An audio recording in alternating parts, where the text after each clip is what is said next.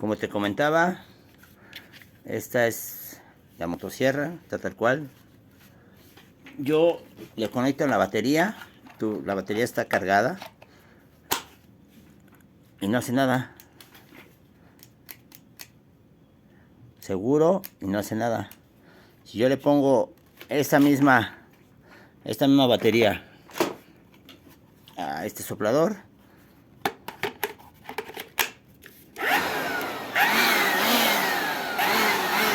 funciona.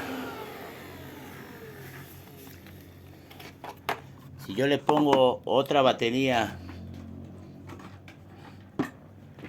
al soplador, funciona.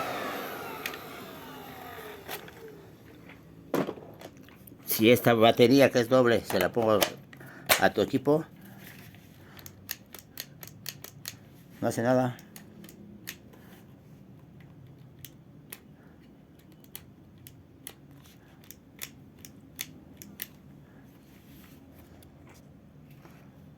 ¿Listo?